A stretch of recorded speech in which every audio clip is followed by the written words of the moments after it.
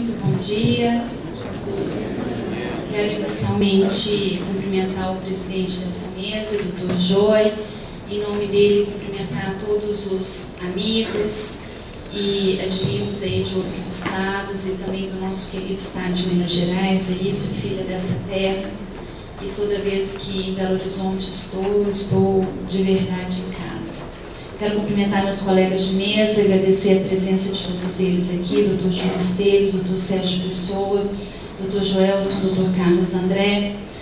E quero fazer uma saudação especial aqui ao Sindicato dos Técnicos de Tributação, Fiscalização e Arrecadação do Estado de Minas Gerais, na pessoa do seu presidente, Dr. Marcos Vinícius, da sua vice-presidente, doutora Brígida, e da nossa querida doutora Sara Campos. Quero dizer que nesse quase 2 anos de trabalho aí junto com o sindicato, graças ao Dr. Paulo César, que esteve em Curitiba aí nos contactando ano passado, é uma honra, um prazer muito grande, porque quando fui procurada pela primeira vez pelo sindicato, fui tendo em vista a tese que defendi em 2008 sobre o acesso funcional dos servidores públicos e a sua compatibilização com a Constituição de 88. E é uma realização profissional imensa, você se sentir útil. Sentir útil, assim, os anos de solidão, né, Júlio? Nós sabemos aí o quanto é sofrido e o quanto é sozinho o momento de escrever um trabalho científico e poder ver esse trabalho científico de alguma forma ajudando, contribuindo com a sociedade. Quando me procurou o sindicato no ano passado, realmente o sindicato pensava que o problema da categoria era um problema de acesso funcional, um direito que eu considero particularmente legítimo. E o próprio Supremo Tribunal Federal, a despeito das ações julgadas na década de 90, declarando inconstitucional o acesso funcional, o próprio Supremo Tribunal Federal, embora não admita que errou no passado, ele já considera legítimo o acesso disfarçado sob outras denominações, como agrupamento de cargos, reestruturação de carreiras, desde que haja, né, alguns requisitos. Quais seriam eles? Primeiro, compatibilidade e complementariedade das atribuições. Segundo, escolaridade, né? E terceiro, não incremento remuneratório.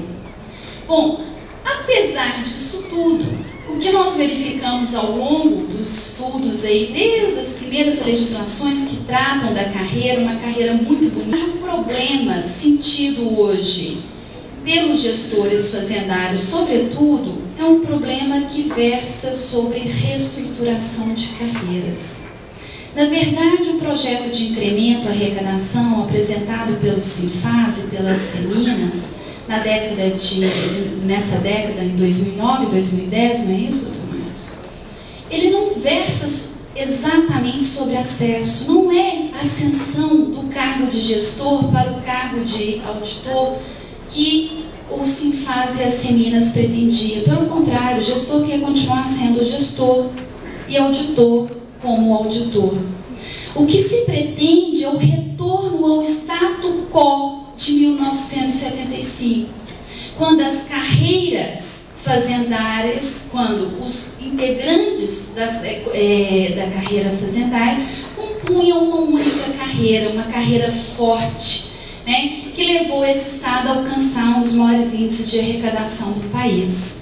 E em 2005 a carreira foi formalmente, digo formalmente porque materialmente é fácil perceber que o Estado de Minas Gerais, quando chama de grupo de tributação, fiscalização e arrecadação, ele trata grupo no sentido de carreira, na sua acepção ampla, né? Mas em 2005 a carreira foi formalmente separada. Mas ainda assim é possível verificar, numa interpretação sistemática da Lei 15.464, e em concomitante com a Constituição Federal de 88, que se trata de uma carreira única, formada por 2 cargos fortes. É essa a verdade aqui do nosso estado de Minas Gerais.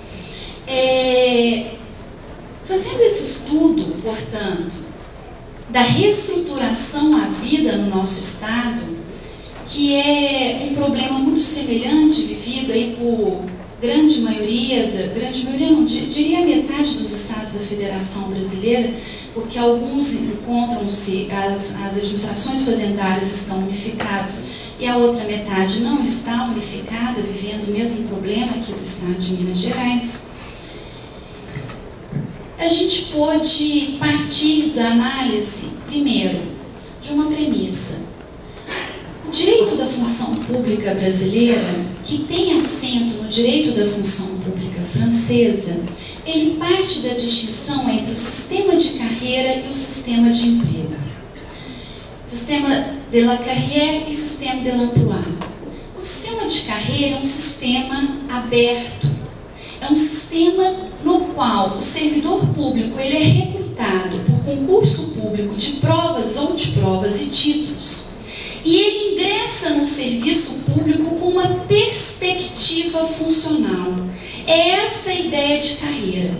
Carreira é a trajetória funcional que pode ser conquistada pelo servidor, que pode ser evoluída pelo servidor por meio de contínua profissionalização, por meio de contínua capacitação, que nós denominamos mérito potencial, aquele que o servidor pode estar constantemente adquirindo.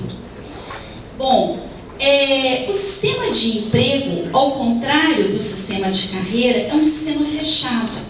O servidor público, ele entra no serviço público para o desempenho de um posto de trabalho específico e ali permanece até o final do seu contrato de trabalho. O sistema de carreira, ele é genuinamente regido pelo regime estatutário, enquanto o regime de emprego, ele é regido pelo regime trabalhista. Todos os senhores sabem. O Estado brasileiro, na Constituição de 88, ele adota os 2 sistemas. O sistema de carreira obrigatório para administração direta, autarquias e fundações públicas de direito público, isso nos termos do artigo 39 caput, e o sistema de emprego obrigatório para sociedades de economia mista e empresas públicas nos termos do artigo 173 da Constituição. E o próprio artigo 39 caput, quando exige, cuja redação foi restabelecida em 2008 no julgamento da cautelar da DI 2135 pelo Supremo Tribunal Federal, o próprio artigo 39 caput, ele já relaciona expressamente o regime jurídico único, cujo conteúdo o Supremo entendeu ser o regime estatutário, com o sistema de carreira. Porém, o artigo 37, inciso 2, diz que a investidura em cargo ou emprego público depende de aprovação em concurso público de provas ou de provas e títulos, ressalvados os cargos em comissão, que são de livre nomeação e livre exoneração. O que ocorre? A doutrina brasileira, já há algum tempo, vem feita uma leitura equivocada e isolada do artigo 37, inciso 2. Em nenhum país de tradição continental francesa, o servidor público é investido no serviço público pelo regime estatutário para ocupar cargo ou emprego público. Em todos os países de tradição continental francesa, o servidor público é investido no serviço público em regime estatutário para integrar uma carreira. O artigo 37, inciso 2 da Constituição, ele não pode ser lido isoladamente numa interpretação meramente literal, mas tão somente numa interpretação sistemática concomitante com o artigo 39 caput. Bom, e seria, então, a carreira? A carreira é a vida profissional do servidor. Essa carreira tem que ser o mais dilatada possível, porque é nessa carreira que o servidor se realiza. É nessa carreira que ele se aprimora e que ele aprimora a gestão pública. A administração pública tem que dilatar o máximo possível e rechear de perspectivas o máximo possível essa carreira. Isso é um imperativo de interesse público. A carreira não é direito público subjetivo apenas do servidor. A carreira é direito público subjetivo porque também é de interesse da sociedade.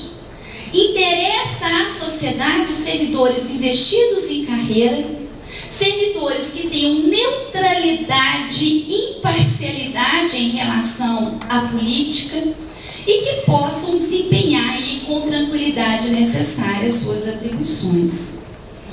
Bom, o professor Florivaldo nos dizia, agora há pouco, que nas relações especiais de poder, nas relações especiais de sujeição, como é o caso da relação jurídico-estatutária dos servidores regidos pelo regime estatutário, o Estado, por força do próprio princípio da supremacia do interesse público, ele tem condição de alterar unilateralmente o regime jurídico do seu servidor.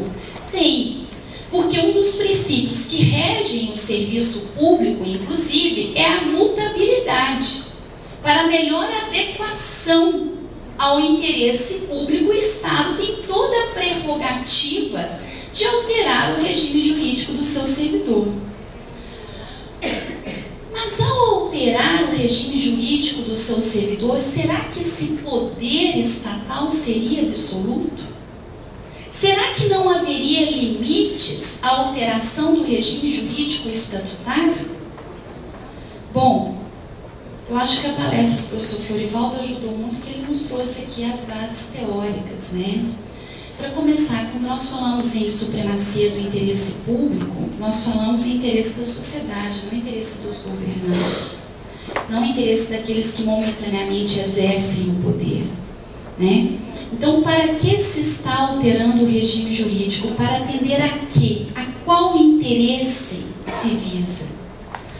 Bom, a partir daí, o professor Florivaldo também nos colocou que no Estado liberal, as relações especiais de poder eram alteradas unilateralmente pelo Estado, inclusive por meio de decretos. Hoje, no Estado de direito social e democrático, é inconcebível alteração de sujeição especial ou alteração de regime jurídico de servidor público por meio de decretos, por meio de regulamentos, por meio de portarias, por meio de ordens de serviço. O único instrumento hábil à reestruturação de carreiras, isso é uma exigência constitucional, é a lei no sentido formal, como aquela posta pelo Poder Legislativo, e no sentido material, como regra geral, abstrata, obrigatória, e a única com possibilidade de inovar na ordem jurídica.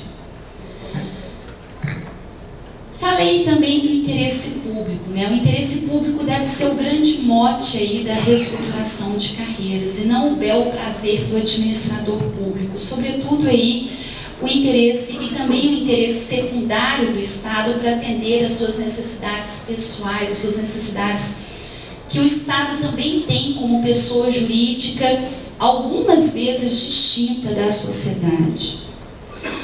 Agora, existem também limites materiais que o Estado tem que respeitar quando altera, quando reestrutura a carreira de servidor público. Quais limites seriam esses? Eu destacaria 3.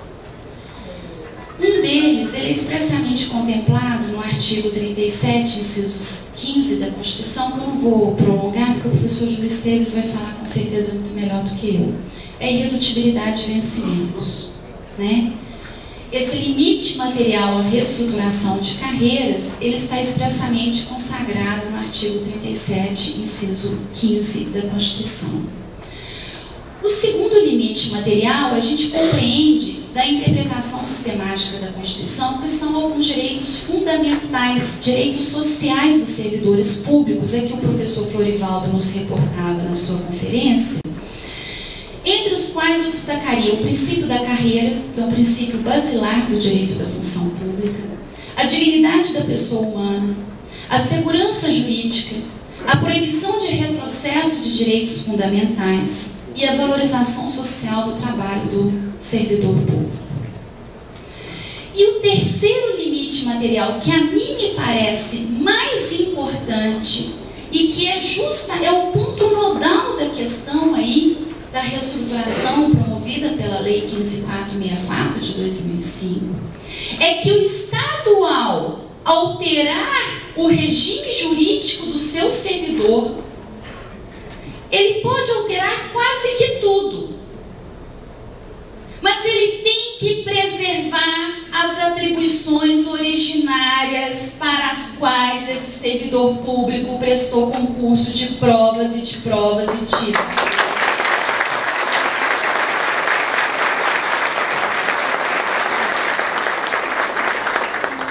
Esse é um princípio básico de concurso, não é de carreira.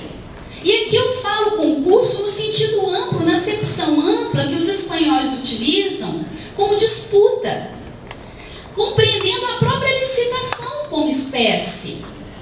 Quando o Estado licita, por exemplo, ele fala da atribuição de função.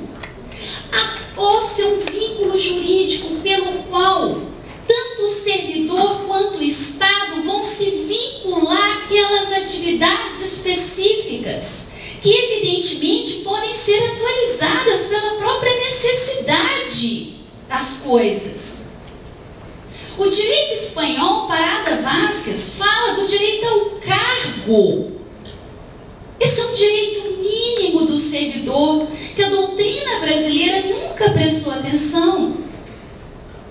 Mas é um direito que vem sendo constantemente aí violado por quase todas as administrações públicas, e esse é um problema corrente, não só aqui no estado de Minas Gerais, não só na carreira fazendária, mas em outras carreiras públicas também, que eu acho que a doutrina administrativista tem a obrigação de se debruçar e de analisar aí com um pouco mais de carinho.